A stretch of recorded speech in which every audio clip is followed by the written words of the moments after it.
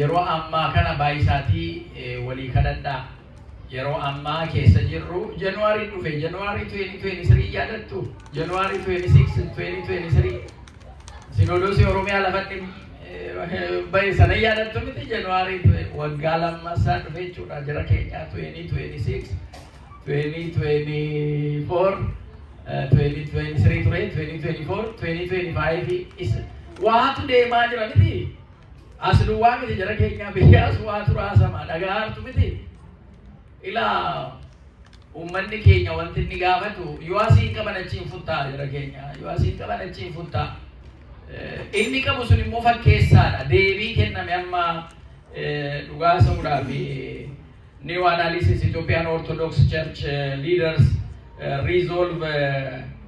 screaming through dialogue restore church unity based on a church canon jedhame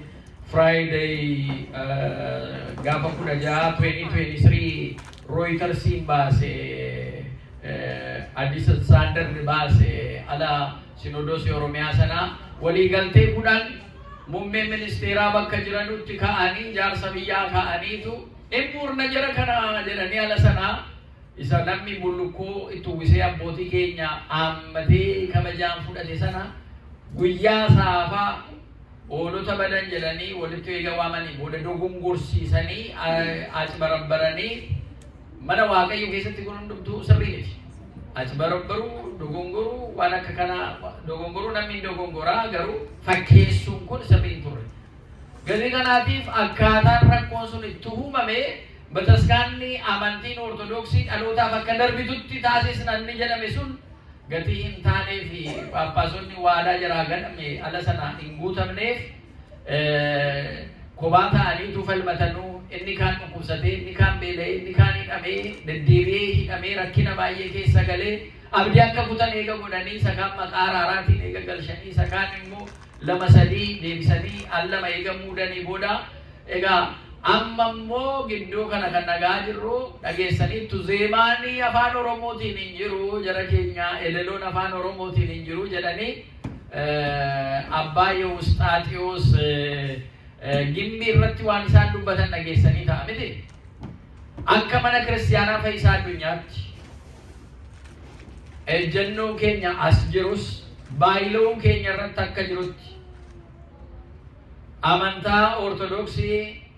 afaan aadaa safuu uummata keenyaa wajjin simachiisnee as mana kiristaanaa Fayyisaa Addunyaatti asirra ceenee kaaba Ameerikaa biyya alaa akkasumas Oromiyaa keessatti babal'isnaa kan jedhu keewwannee inni kun seera mootummaa biyya sanaatiin federaal mootummaa federaalaas mootummaa naannoo Oromiyaatiinis faallaa kan hin taane seera kan guute World Council of Churches, Africa Council of Churches keessas kan jiru gatii ta'eedhaa fi isa kanayyuu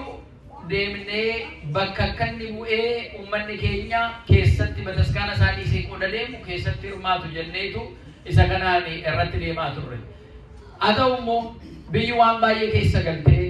waraanni karaa adda addaatiin dhufee akkaataan nuyi gaaffii dimokiraatawaa ittiin dhiyeessine biyyi waraana immoo keessa gallaa mee xinnoo callisnagaa tarii laphee qabaataniitu fudhatanii hojjetu kanan xumuruu jennee waliin mari'annee isa asitti mootummaa Ameerikaas haa ta'u addunyaattis iyyaa turre hold goonee tarii raawwachaa raawwatu laata jennee yeroo kenninee turre. Amma keessa ba'uudhaanii abbaa Yeusxaaxiyoos abbummaa isaaniitiin hin kabajnaa hin jaallannaa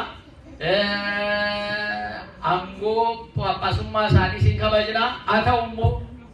yaada isaan dhiyeessan sanaa keessumaa yaada isaan edeloon afaan Oromootiin hin jiru inni jedhan sana immoo morminaa mormitu moo gammaddanii fudhatu morminaa miti hin mormina isa kana abbaa Yeusxaaxiyoos nagaa hin mormina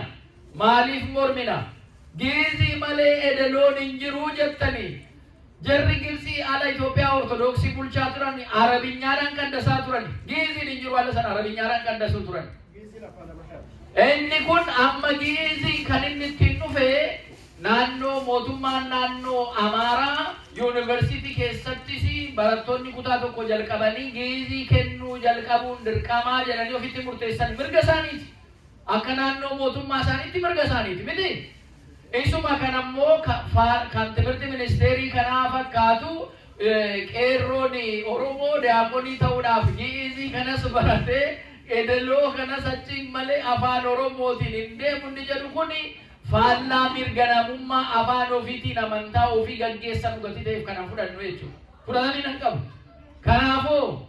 inni kun kanaan dura afaan Oromootiin mana Waaqayyoo keessatti hin kadhatamu. Reediyoodhaan afaan Oromoo hin darbu reediyoo cabsaa jedhamaa ture. Seenaa kana nu yaadachiise Abbaa Yoostaatiyos gaafasiin kana jettan. Uummata amantii isaatti cichee diyaaqonoota isaaf qeesota uummanni deeggaree bira dhaabbatee maaloo edaraa nu jijjiiraa jedhee halkanii guyyaa Xaqilaa Beete Kihnetiidhaaf bajata waa tokko tun qabaatin Sinodoosii irraa bajata waa tokko hin qabaatin uummanni walitti dhufee qabeenya isaatiin lubootaaf diyaaqonoota walitti qabee akkaataa edeloo isaaniis afaan Oromootiin qindaasee isaaniis afaan Oromootiin gaggeessan uummanni qabee cimsee amantaa kana afaan isaatiin gaggeeffachaa uummata nagaadhaan jiraatu keessa guyyaa jalqabaa isuma ramadamtanii deemtanii gimbii keessatti eebbumayyuu raawwattanu guyyaa jalqabaa dhattanii anni sini qindaaseen edeloon afaan Oromootiin hin ta'u jettan dhaamsa biraa akka qabu agarsiisa. Uummata sanaa wajjin waliin hin deemu jechuudha. Inni kun immoo paappaasii jedhamee uummanni akka burjaaja'u gochuudhaaf deemtanii jechuudha. Kun fedhii uummata sanaa kan guutu gatii ta'e kan guutu gatii hin taaneef fudhatamina hin qabu jechuudha. Hin mormina. Hundumti keenya mormina. Uummanni lixa Wallaggaa Gimbii jiraattan, Iluu Baaboraa jiraattan, naannoo Oromiyaa oddoo adda addaa kunoo Finfinnee keessatti nu afaan Oromootiin uummanni qindaasee dhaggeeffachuu barbaadaa jira. Bajata qabnee mana barumsaa cimsinee ijoolleen akka irratti bobbaatu gooneetu amantaan kun dhalootatti akka dhufu goona jettanii 2023 muummee ministeeraaf jaarsa biyyaa teessistaniitu waadaa galtanii cabsitanii isa kan garuma duriitti deebistanii deemuudhaaf kan isin jettan kaayyoo biraa qabaachuu danda'a. Tokkoffaa Oromiyaa jeequudhaaf uummata keenya amantiidhaan jeequudhaaf ta'uu yoo danda'e isa kana immoo hin eeyyamnu jechuudha. Uummanni walitti bu'uun qabu waqaa amantiitiin amantaa afaan isaatiin gaggeeffachuun mirga isaati jechuudha. Isarraan kan hafe immoo maaliif isa ta'u maaliif abbaan Gabri'eel wanti isaan gidduu kana sin dabarsitan uummanni amman kabajamnetti eenyummaansaa afaansaa namummaansaa qabeenya isaa amman kabajamnetti uummata tuffachaa amantaan gaggeessa kan jedhu immoo fudhatamina kan qabaanne kan isin ibsitanii sirriidha jechuudha. Inni kun sirriidha. Kanaaf waan uummata keenyaaf ta'u waan biyya keenyaaf ta'u uummanni keenya mataasa maqaa amantiidhaan gadi qabatee akka garbummaan fudhanne kan taasisu nu hin deeggarraa jechuudha. Kun mirga keenyaa jechuudha. Biyya keenyaaf hin kadhannaa, uummata keenyaaf hin kadhannaa, Waaqayyoon kadhannaa, nagaa biyya keenyaatiif hin hojjennaa, garuu immoo maqaa amantaatiin caasaa bataskaana ortodoksiitiin qabatee inni kaanas Ameerikaaniin wajjin taa'ee kunoo Arsiitti uummata du'ee nuun jedhee Oromiyaa keessa bakka hundumaatti uummanni du'aa jira. Waraana dhaabbatu jechuun kan abbaati. Namni du'a ajjeechaan dhaabbatu jechuun kan abbaati. Isa du'eef hin gaddina dhugaa sa'uudhaaf ajjeechaan dhaabbachuu qaba, duuti dhaabbachuu qaba. Kanarraan kan hafe garuu kan du'u amantaa gargar baasee du'aa hin jiru. Uummanni Oromoo ofuma isaatii qe'ee keessatti du'aa jira. Namni isaa iyyuu namni isaa sagalee ta'ullee hin jiru. Katii kanaatiif yeroo akka kanaa inni kaan immoo maqaa amantaatiin Arsii keessatti akkana kiristiyaanni du'aa jiru jedhamee qubaatti baafamee inni deemanu inni kun dugda booda isaa ammas siyaasuma dugda boodarra akka deemu hubachaa jirra gati ta'eef kun fudhatamina hin qabu. Gati kanaatiif amantiin siyaasarraa adda ta'uu qaba. Amantiin siyaasa keessa galuu qabu, siyaasnis immoo waan amantaa keessa galuu qabu. Uummanni Oromoo ortodoksiin afaan isaatiin qindaasee edaloo gaggeeffatee deemuunsaa waaqa biraas nama biraas eessumayyuu hin dhowwamne sirna sinodoosii afaan tokkoo sanatu dhowwee jira jechuudha. Eega araaramtanii abbaa Saawiroosis qulqulluu Abuuna Maatiyaasis isa kana sinodoosiitti iyyachaa jirra. Uummanni Oromoo bakka jiru iyyatu afaaniin walitti dhufanii faarfannaadhaa fi wangeela duwwaa lallabamanii deemuutu hin ta'in afaan Oromoo waan hunda ittiin gochuu dandeenya. Hirruun qabu afaan Oromoo hirruu qabaa jara keenya.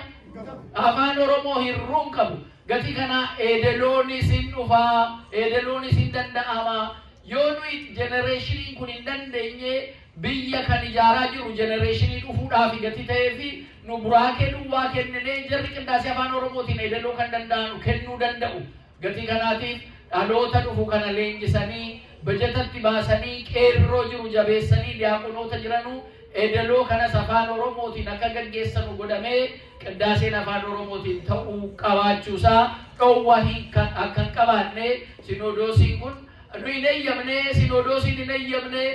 abbaa hin qabu jettani araqee dhuguudhaan farsoo dhuguudhaan iyyuu kun hojjetamee jettan abbaa keenyaa tarii innumti yaadisiif hindan iyyuu jira dajja salaamii keessaa farsoo dhuganii araqees dhuganii haasa'an san akka hin taane inni si fiddani malee inni yaareed waaqa tiksee fi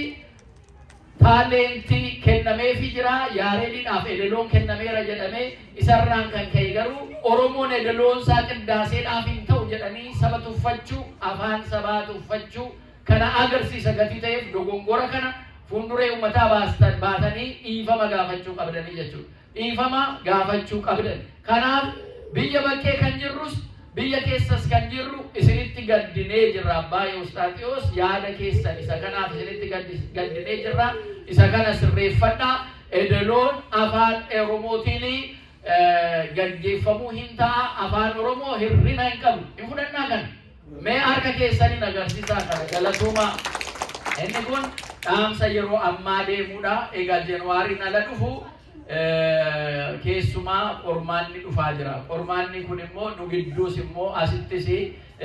bakkuma hundumaatti jira bakka sabni keenya jirutti gadi ta'eef walii haa kadhannu jara keenya wal hubachiisnu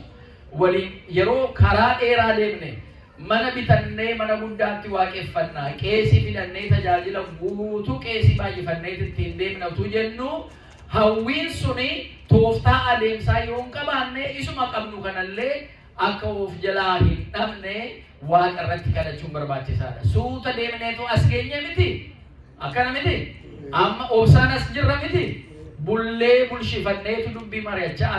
as geenye jirra. Ammas namni tokko ba'aa akka isinitti ta'uu eenyullee hin barbaadu. Allubni keessan as hin jira. Amba'aadha wanti kun yoon isiniin jedhee akka luboota jara kaanii ijaallo eemaa kanee qaalindaattota isiniin hin jedhu anasitti maaliif safuu qabna aadaa qabna yaadaan qeeqamee maal jedhameetu dhiyaata haa ta'u immoo malee dhugaa sa'uudhaa fi wanti afuurawwaa kun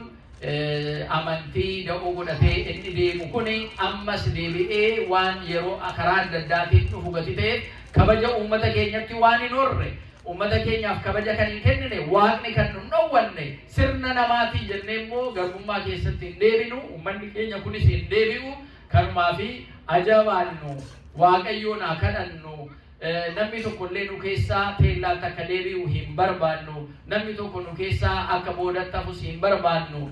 yoo maal akka hojjennu maal akka gochuu qabnu immoo teenyee ayyuu qabnaa abbootiin biyyaa nu kadhatu isin tokko ta'a nu jedhan dhaamsa abbootii biraas kan jiru isin tokko ta'a akkan waan yaadi abbaa baluu jedhe jedhamee isin gidduutti garagara akka hin baane akka teellaatti hin deebine tokko ta'aa cimaa yoo waan barbaadan illee hojjechuu dandeessan yeroo fudhadhaa tokko ta'a mari'adhaatii jedhaa malee namni asii ol isinitti himu hin jiru.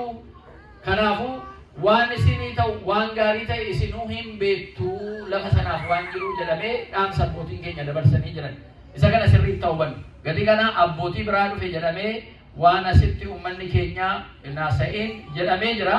yaada kennuu danda'u garuu immoo maa'inni yaadi sun intentionii yaada sanaa uummanni keenya tokko taasuu tokko akka ta'an tokko akka cimanuudhaa fi rakkina as jiru rakkina lubaa akka ittiin furannuuf tooftaa adda addaa jiraachuu danda'a. Isa kanaaf malee nu gidduutti uummanni keenya ambuleensaa tuqamee boodatti eenyuyyuu akka hin deebine kana hubannu walii haa kadhannu namoota hafan yoo jiraatan illee yeroon kun Januwaarii dhufaa jira. Gadi kanaatiif yeroon kun egaa jarri nu dhowwatanis nagaa qabaatanii bulle jara keenya argaa jirtu miti nuyi dhabneetu nu jala hafe jechaa jirra inni nu dhowwates akkasuma nagaa hin qabu maaliif dhugaa keenya nu jala dhoksani ka nu nagaa keenya nu jala dhowwatan nuyi garuu maaliyyuu haa ta'u ji'attillee haa ta'u ijoolleen keenya qurbaan argachaa jirti akkuma kana gaa maatiiwwan waaqayyo awoobsinu torbanarraa qindaasee qabna qindaaseen kun luba haaraadha monoksee haaraadha akkuma kanaan dura isinitti mee General Assembly deengaddaarratti wanti ka'ee keessaa qeesii qindaasee dhabnee jirraa sabala dhabnee jirraa qindaasee barbaannaa qurbaana barbaannaa jedhamee yaadi ka'ee inni kun akka luba tokkootti na ilaallata dirqama kooti nun beelofnee fooniif dhiiga gooftaa beelofnee jirraa la jettanu isa kana akkasinii waan danda'ameen gootamu gochuun dirqama kooti akka lubaatti jechuudha. Kanaan dura ji'attal tokko kan goone dinagdee hin qabnu qeesii alafinnu qeesii qadaruudhaafis dinagdeen keenyas ganaatati turee fi waggaa 3